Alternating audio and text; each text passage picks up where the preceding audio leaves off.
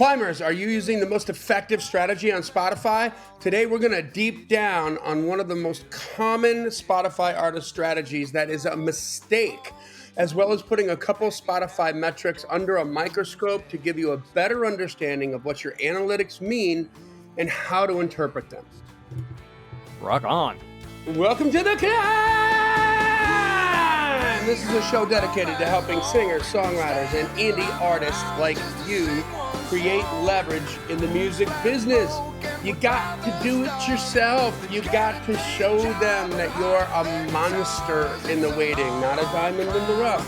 And when they see that, because they can see a track record, you've got streams, you've got followers, you've got social media engagement, you've got ticket sales, you've got merch sales, then I promise you, they're going to come out of the woodwork and they're going to want to take you home, okay? And that's what you want. That's why we called it the C.L.I.M.B, C.L.I.M.B, creating leverage in the music business. How do we do that, Johnny? Listen to this podcast. It's going to help, I promise. All right, that's a Baxter from my good friend and co-host, Mr. Brent Baxter, who's an award-winning hit songwriter with cuts by Alan Jackson, Randy Travis, Lady A, Joe Nichols, and more. Got a couple number ones in Southern Gospel in the last couple years. Got a couple on the charts right now. Had a top 10 in Australia in the last couple years. Top 20 in Texas. I mean, dude, like you're just making miracles happen. It's making it rain over there. That's what he preaches. But you know what's most important is that he helps songwriters like you create leverage. No, he helps songwriters like you turn pro by revealing how you write like a pro, do business like a pro, and then ultimately he gives you regular opportunities to connect with the pros and become, get on the radar screen. I don't like the word discovered, but get leverage. Get leverage. There we go. Well, you weren't wrong. I just put it in the wrong place. Well, listen, I mean, you know what? It's all about relationships. And once you're ready, once you've got the machine working, the next thing is you've got to get on the right radar screens. And you get a regular opportunity that with Brent. You can find him super easy at songwritingpro.com. And I would like to introduce you to my co-host, Johnny Dwinell. Johnny owns Daredevil Production. They're breaking artists digitally by identifying new fans through data. It's complicated, but Johnny thankfully is smart, as he's about to reveal. If you're an artist looking to increase your streams, blow up your video views, sell more live show tickets, and get discovered by new fans, TV, and music industry pros, then Daredevil Production can help. Daredevil has worked with multi-platinum artists like Colin Ray, Tracy Lawrence, Ty Herndon, and Andy Griggs, just to name a few. You can find Johnny at daredevilproduction.com. That is production, singular, no S, and there's no S because there is no other Johnny D. Dude, I'm stoked about the takeover. I am too. It's coming up quickly, October 23rd. So by the time this drops on the 10th, it is like 2 weeks away, just under 2 weeks away. We got some good folks lined up. It's going to be exciting. Looking to land those last couple spots, which we ought to close in on this week, which we got to talk about off the air. Yeah.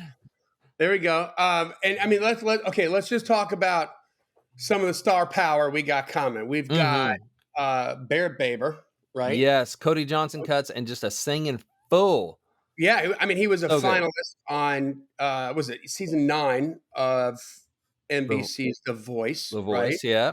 And yeah, a couple like big cuts on Cody Johnson, and you know he's in all the right rooms. He's doing all the right things. Got some amazing songs. Writes for Seagull music. We've got Marla Cannon Goodman.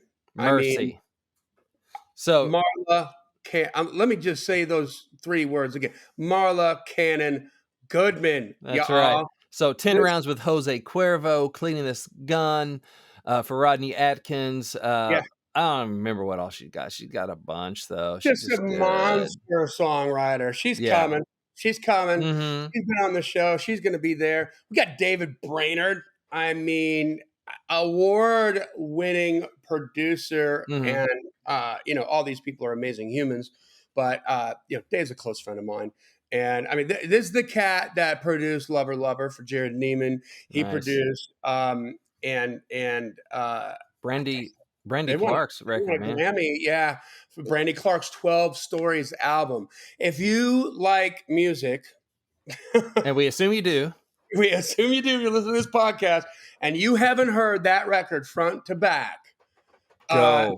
Go and do it. That is an incredible record. Mm-hmm. They got a Grammy, I believe, for "Hold My Hand," which Mm. is An um, amazing song.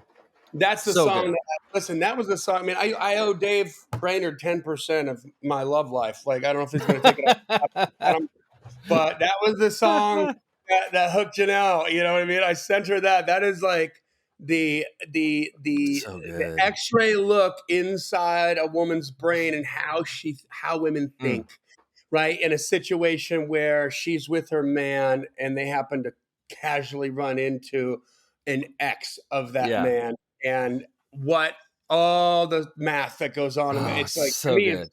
yeah, it's confused. I was just like, wow, I never saw this chapter. I don't, you know, Yeah.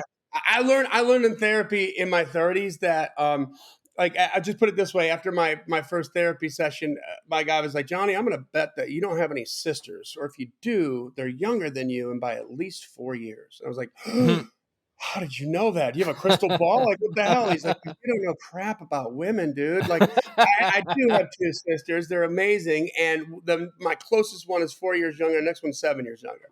Oh, So that's they weren't in spooky. my social circles. I saw nothing. I don't like, I am clueless. So this song was like, like an X-ray, a secret code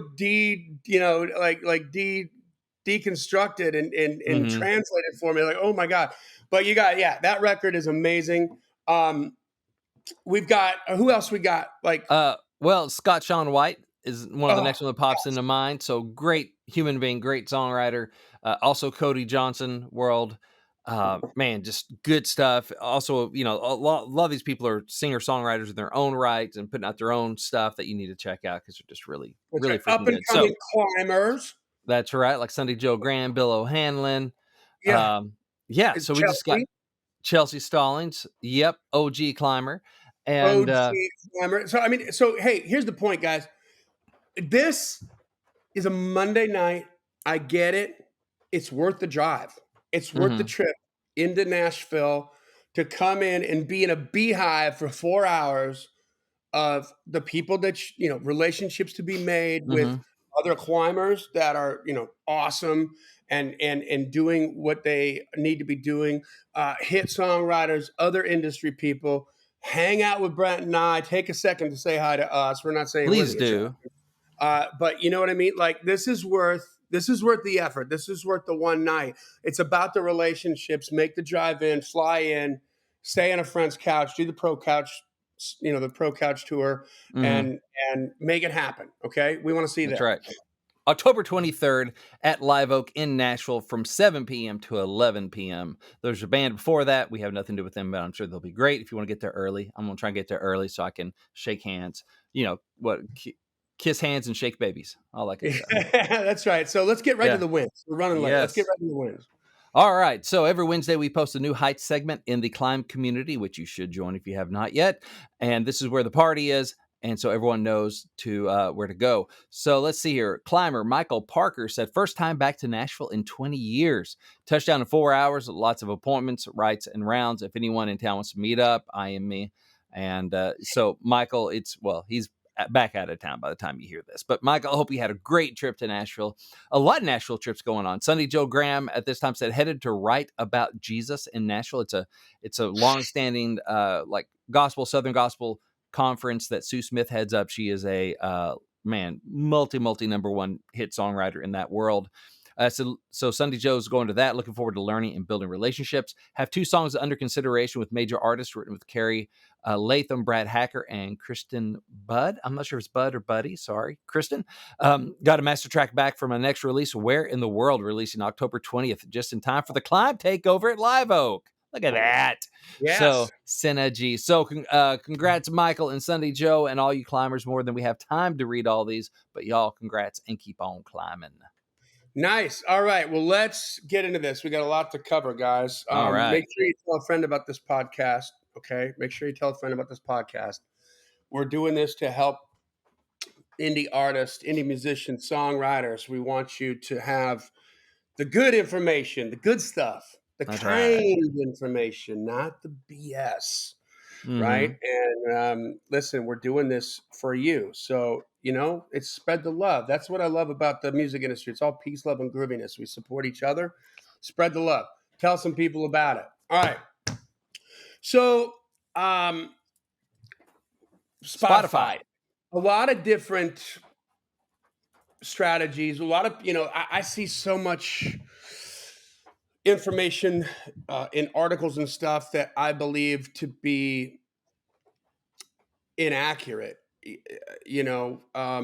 because I'm a bit of a geek, tech geek too. But I Mm-hmm. also have a foot firmly in the music industry. I was an artist, I toured.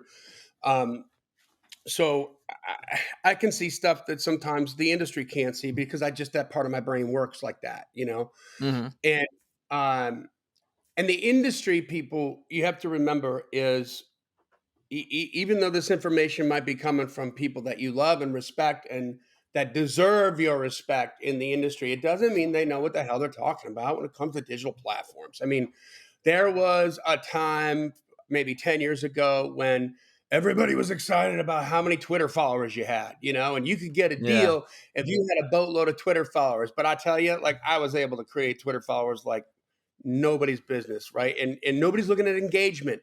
They were just intoxicated with the number. And then guess what? We all got smart, right? And they're like, oh, hold on. Yeah. Are these bots or are they real people? Are they real people that actually care and are engaging or Mm-hmm. no? And then just as recently as a couple years ago, there's a bunch of signings with artists that blew up on TikTok. And, to date, I don't think any of them have, made the money back, right? Like Mm-hmm. they're again all intoxicated with the activity and stuff. So I'm telling you that the industry gets it wrong a lot. Okay, and it's up to you to be smarter than them. Steve Jobs.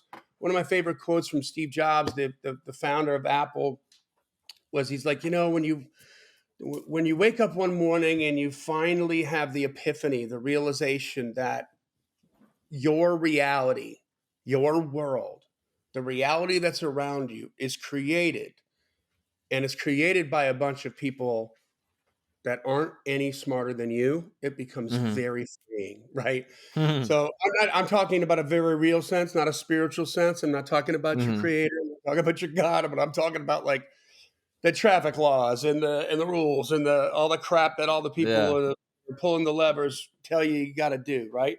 Mm-hmm. So here's one of the things that I just see a lot of press on about, and a lot of artists worrying about follows. They want follows. They're concerned about follows on their Spotify. Should you be optimizing for follows? Mm-hmm. And the resounding answer is no. This is a Hmm. mistake. Okay. The idea of optimizing for followers as opposed to other strategies like monthly listeners Mm-hmm. um, seems to be the opposite of what everybody's thinking and saying out there right now. Your your followers are tied to Spotify's release radar playlist. So it seems like a good idea. That's what I think people who are savvy understand that. No, go lie down. Sorry, that's Bravo being a pain right now. Um, it's it's that playlist that they want to get on. The problem, and here's the problem with release radar, right? It's like new love. Okay, it's exciting, it's full of hope and passion, and it scratches a brand new itch.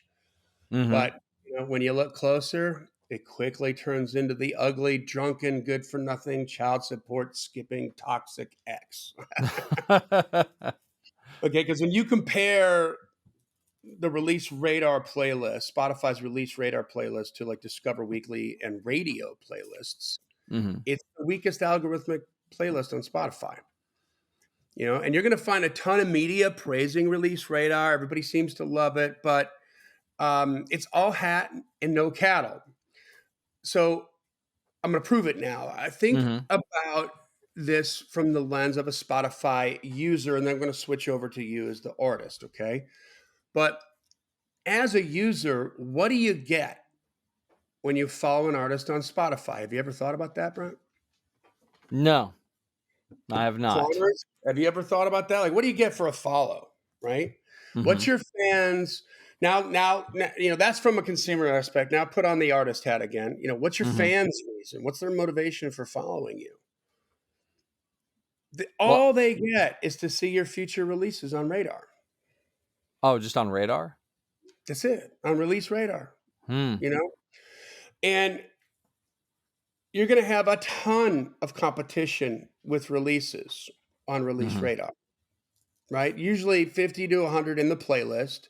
Hmm. And FYI, the release radar playlist works in an elimination round format. So the competition is significant. It decreases the odds of your song getting on the playlist, and that's what you get for a follow. Hmm. So, uh, I know this from, the countless campaigns that we've run for artists over the years. The the ratio of how many streams you get to a save and the ratio of how many streams you get to a follow is ridiculous, right? Hmm. Like a good song, a song that performs well, the save ratio is less than 1%. It's like 0.8 to 1%. So meaning Hmm. get 100,000 streams, you're looking at 800 saves to 1,000 saves, meaning somebody saved the song, right? Hmm. Um, Yeah. Follows on that, less than that, man. It's like 0.25%, right? To 0.1%. You might get 50 to 100 followers, maybe 200 followers per 100,000 streams if it's really rocking. Okay. Hmm. So, um, I don't want you to focus on trying to get followers. And also, I don't want you to carry any weight because you don't have enough. Okay. It'll happen in due time, but it's not worth chasing. Okay, Okay. it's not worth focus on good music. Focus on getting more streams. Focus on uh, promotion of the music and promotion of your artist brand, and that'll come. But you're not going to live or die by the followers, and there's no benefit to it.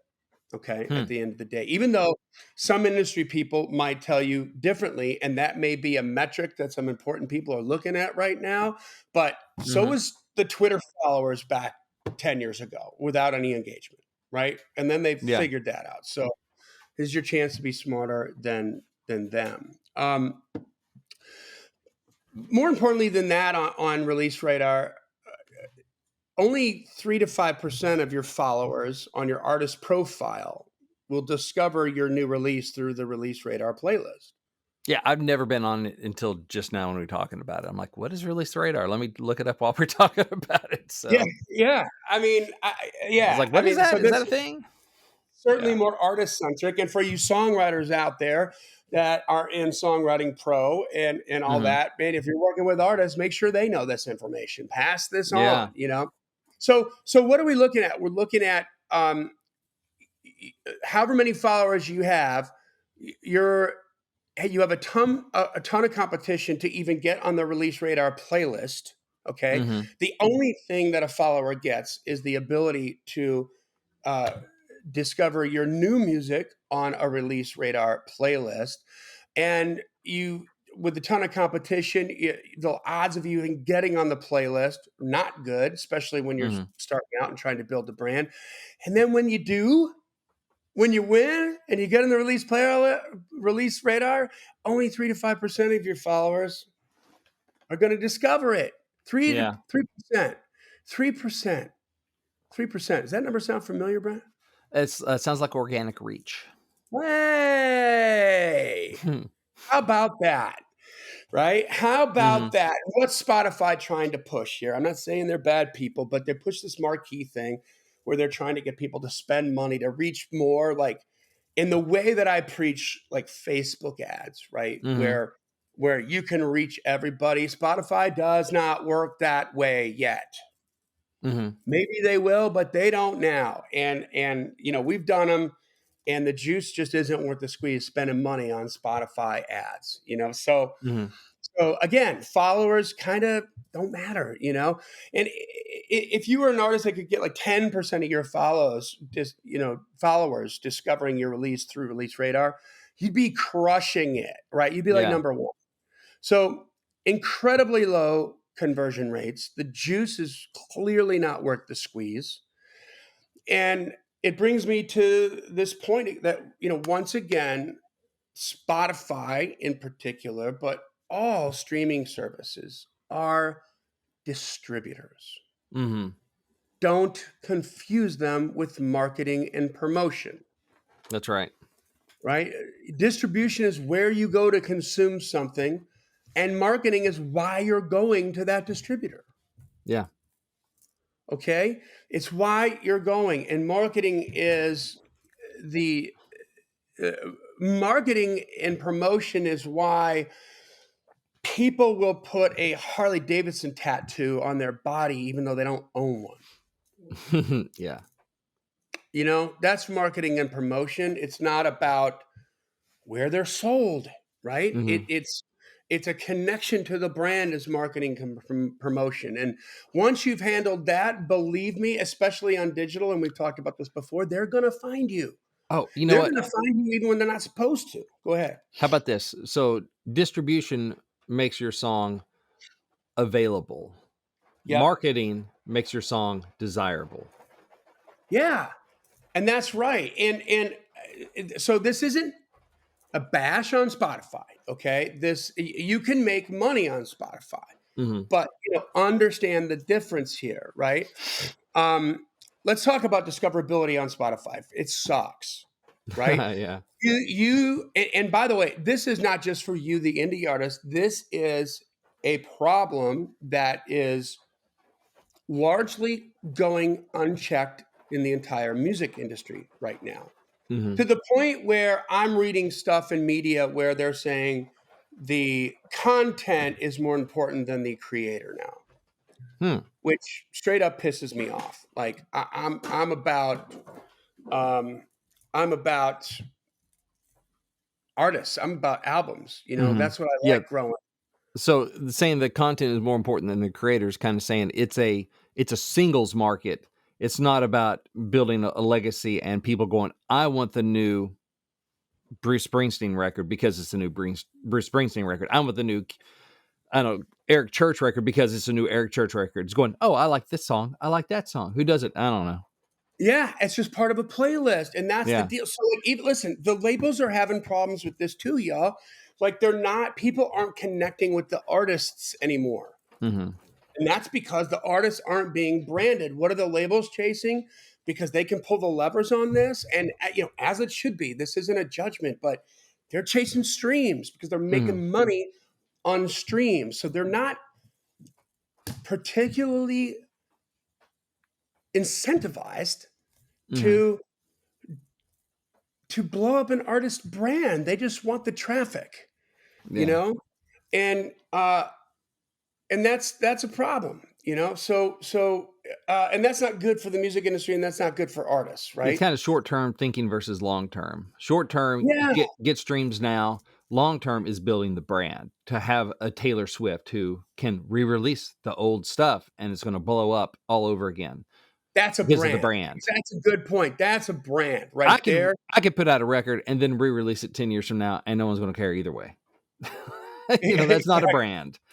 So understand Spotify for what it is. Spotify is important, okay? It's very important. It's important that you're a student of the game. It's important that you work it right. And it's important that you know what Spotify is good for, right? So I'm going to give you a couple examples of this, okay? A Ferrari is awesome vehicle, right? It's really great at taking 90-degree turns at 80 miles an hour and staying on the road, okay? An SUV is really good at hauling kids around, right? Like if you got kids and you're gonna have a soccer team, you can pop them all in the SUV. It looks cool. You can fit a bunch of stuff in the back. But if you confuse what the two do, you're gonna flip die. Over. All right. You're gonna die. You can't have a soccer team and a bunch of kids with the Ferrari. that's going to be a problem. I mean, it sounds so stupidly simple, but what are you going to be doing? Taking the bus down to the thing Yeah. because I can't fit the kids in the car, and I'm not getting rid of my Ferrari, right? Well, that's a poor choice. You're not understanding what it's for. And if you try to take corners at 90 miles an hour in an SUV, you're going to be dead, right? Yeah. And so you have to know, like, where everything is when you're looking at metrics and you're trying to formulate an effective marketing and promotion strategy for your brand. You got to know what matters and why it matters, so that, first of all, you have correct expectations, right? Mm-hmm. If you're expecting after you get 10 million streams on Spotify that you're more popular than you were before the 10 million streams, you're sorely mistaken. Mm-hmm. But you made some money. That's Yeah. good. That's good. And so I think about this, like, we go to our favorite restaurants, right? Because you love the food. Okay. And in Mm-hmm. our experiences, man, we love the food. I want to go here. It's amazing. It's a great experience. The staff is good. The food is great. I love the chef, blah, blah, blah. But on the business side of that, you know what restaurants don't make money on? Food. Right. And so if they're going to stay in business, then they're making their margins on the drinks. Yeah. And there's this great old movie from from the 60s with James Garner in it. It's called Wheeler Dealers. And I Hmm. love this restaurant. Like, he's like a hustler, like a wheeler dealer guy, and he's trying to impress this girl, and this is like her favorite restaurant, and she goes in there, and they're having a hard time getting a seat, and he doesn't like it. He's a big, like, oil baron guy, right? So he's Yeah. in his mind, he's going to buy the restaurant. But of course, when he's thinking about buying it, he's also thinking about what they're doing wrong, right? And he's like, okay, Yeah. well, it's not like everybody here likes to get pushed around while they're waiting for a table, and everybody's perfectly happy waiting for a table, and we make more money on the drinks. So let's make the bar twice as big, put less tables in there. We'll push them around a little more, sell more drinks, and Bob's your uncle. And I mean, Yeah. he brings it back the next time, and of course, the maitre d', who wasn't giving him any love before, is now kissing his ass, and she's like, "What's going on?" He just bought the restaurant. Oh, But that's he funny. changed it all around. He's making more money. He gets the business of it, right? So know what Mm-hmm. you're dealing with here. So Spotify is a good thing. You can make money on Spotify. You won't get discovered, and you won't break on Spotify. There is a difference. So, this is why we know people, again, 10, 20, 30, 40, 50 million streams or more, and they can't sell out my office. There are Mm-hmm. artists with billions of streams that can walk down the street without being recognized. Well, heck, That's Eric Church just was making the social media stuff because he said basically there are several artists out there with number ones on radio who can't sell out. Yeah. You know, Well, bars, and there you whatever. go. That used to not be the case, right? But It used now to it not is. be the Why? case. Who heard the damn spins? Right? Yeah. A number one on radio means you got the most spins that week. God bless. Who heard it? Like, how many people were listening? I don't Mm-hmm. know. It's less and less. So, don't confuse that with breaking your brand, because it's not. So let's go back to marketing promotion 101, reach and frequency. Reach and frequency. These are the fundamentals. This is your North Star. When you're making decisions on your strategies for promotion and marketing, start here, reach and frequency. Am I getting reach? Am I getting frequency? How much frequency am I getting? Mm-hmm. So when you look through that lens of reach and frequency, certainly on Spotify, we're going to reach hundreds of millions of people, Mm-hmm. right? Potentially. Yep, potentially, but it's there, right? Yeah. And the frequency, though, the repetition required to break your artist brand does not exist in a Spotify playlist. Mm-hmm. Think about that. Think about regular, like medium rotation, 40 spins a week, heavy rotation on terrestrial radio, 70 spins a week during peak listening hours, y'all. That's about once every 60 to 90 minutes. Mm-hmm. And when that was happening, that's repetition. And when that was happening with a captive audience after months of that repetition in a good song, you got a brand. Mm-hmm. You got market penetration, right? But some Spotify playlists, 100, 150 songs. Yeah. How much repetition are you getting, right? So if you look at your Spotify for Artists app, you'll see there's a tab that says the streams to listener metric, right? Are you guys aware of what that is? That is the average of how many times a consumer has listened to your song. So this metric is calculated by taking the total number of streams in a 28-day period and dividing that by the amount of unique listeners. Okay, what's a unique listener? More on that in a second. Okay, Okay. let's just talk about the gauge Spotify uses for the streams versus listener metric. So it's low. You're ranking low on the streams versus listener metric at 1.0 to 1.5 listens per consumer. Mm-hmm. You're normal at 1.5 to 2.5 listens per consumer. You're above average at 2.5 to 3.5 listens per consumer. And you're excellent at 3.5 plus. So, Brent, what do we know about these numbers in relation to exposing fans to new music? It's not very much. I mean, if you're talking about, drive time radio, 70, spins a week or whatever, that's way more. Of course, not all the same people are in the car at the same time on drive time, listen to the same station, but that's a way more frequency repetition than like, oh yeah, on average they heard it twice in a month. There's just Yeah. not much repetition there to drive that in. Going, you're doing well, like normal if your average listener hears your song twice Twice in in a 28. month in 28 days. You're Yeah. rocking it if they hear it 4 times in 28. That's 1 time a week Now, how many is what times that does it average is. take how many radio spins does it take to get to subconscious recognition? What is that, number 7? How do we get to 7? Seven spins is how many spins it takes before they stop ignoring you, Mhm. before their brain begins to let the information in and they begin to pay attention. That's not 7 spins to get to a fan. That's not 7 spins to make that song memorable for that person. It just means their brain has stopped filtering it out. And here on these metrics, on the streams to listener metric on Spotify, 3.5 is amazing plus. Mhm. That's half of 7. So do you see the branding disconnect here with these numbers, right? Now, is it possibly a little bit different? Are we still considering like, radio is they push, right? You don't get to choose what's on radio, you're dictated to, and therefore you may kind of pay attention or not. Spotify, depending, I mean, they do a lot of queuing it up for you, but is that a spin there maybe worth more because it can No, be on I know. demand, or what's your thoughts on that?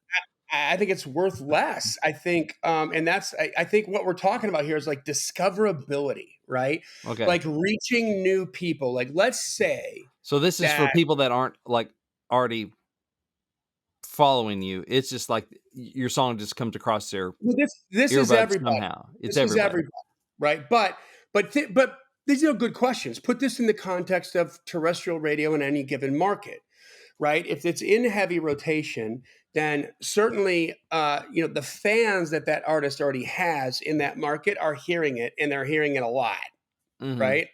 That's important.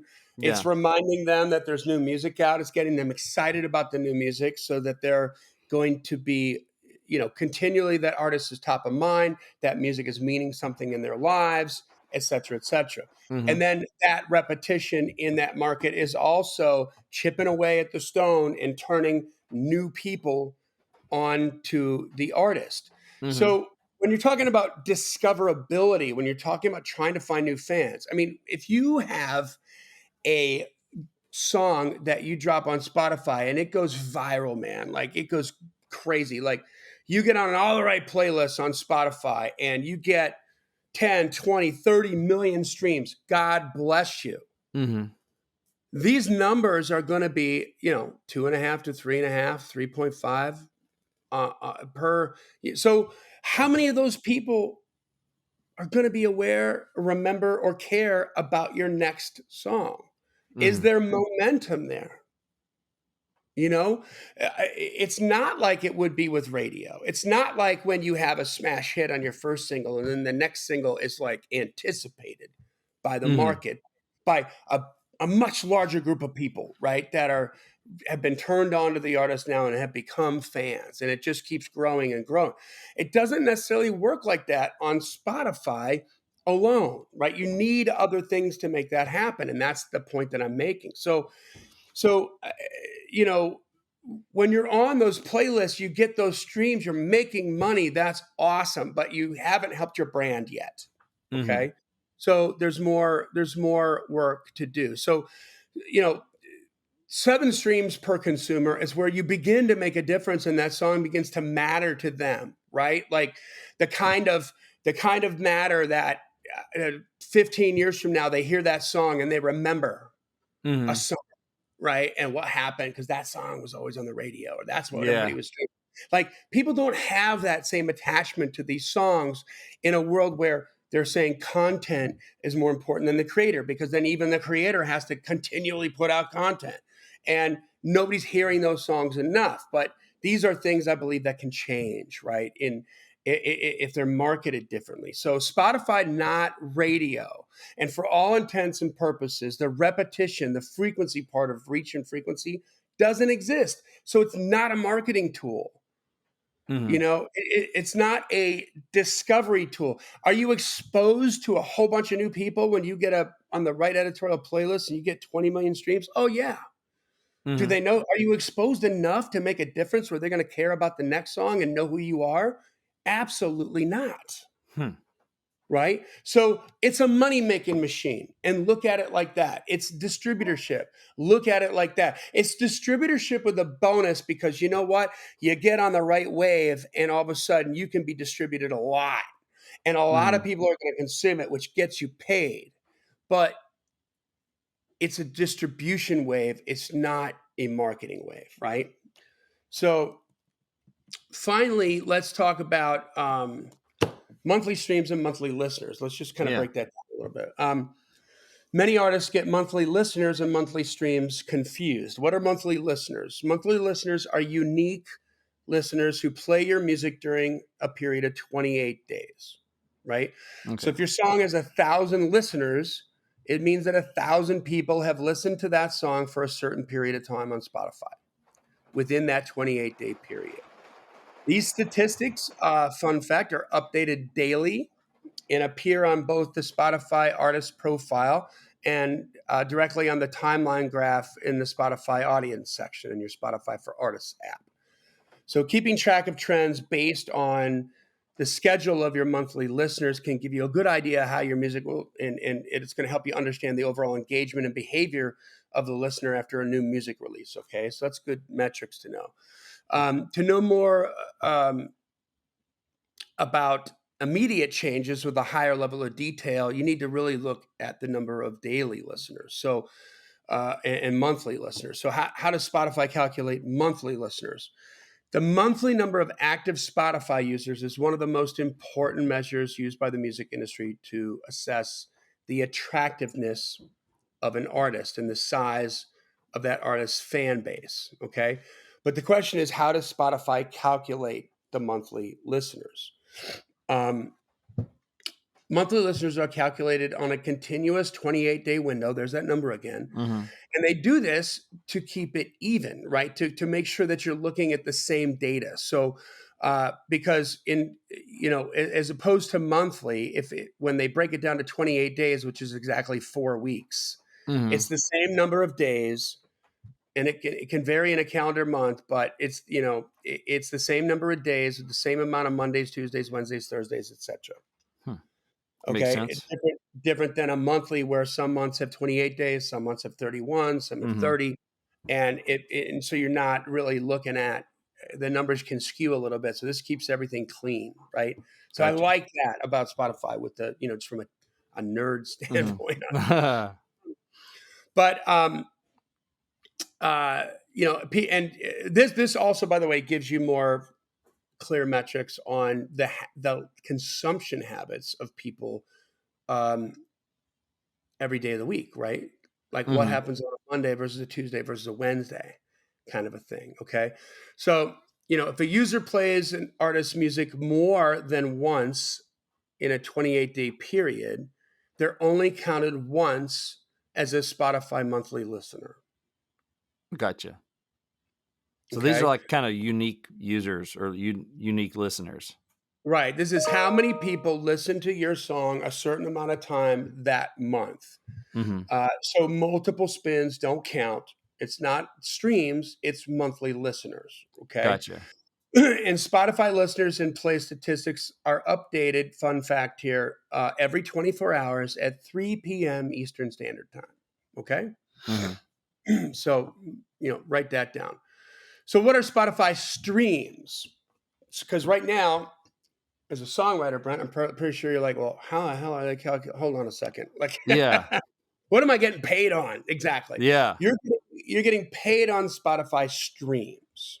Okay. Okay. So for those of you who are quietly freaking out, wondering if the monthly listener metric is how you're getting paid, it's not. Spotify streams are counted when your music is streamed by listeners for more than 30 seconds. So if your music is streamed offline, it will be counted on the day the listener comes online again, at least every 30 days. The total number of streams includes only those songs where you are recognized as the main artist or the remixer. Thus, the artist should focus on how to increase Spotify plays in order to generate royalties. Hmm. Okay. So it's a total number of streams. The Yeah. difference between Spotify streams and Spotify monthly listeners. This is what I'll wrap it up for today. Spotify streams is how many times your track is played, whereas Spotify listeners are how many different persons are playing your music. I'm going to say that Gotcha. again. Spotify streams is how many times your track is played, whereas Spotify listeners are how many different persons are playing your music, no matter how much they're playing it. Hmm. So Spotify streams are great as they increase the statistics. They generate royalties for you, right? Which is good. Yeah. Whereas the amount of Spotify listeners helps to measure the artist's popularity. And it varies, right? You get on the right playlist, you get more popular. Even that metric is sort of, it doesn't mean, it means the song is popular because it's getting streams. It doesn't mean the artist is popular, though. Right. Yeah. You know? If your Spotify listeners remain the same, but your Spotify streams increase, it means that the same groups of people are streaming your music again and again. Hmm. Okay. The amount of Spotify streams is always accumulative, where the amount of Spotify listeners oscillates. Gotcha.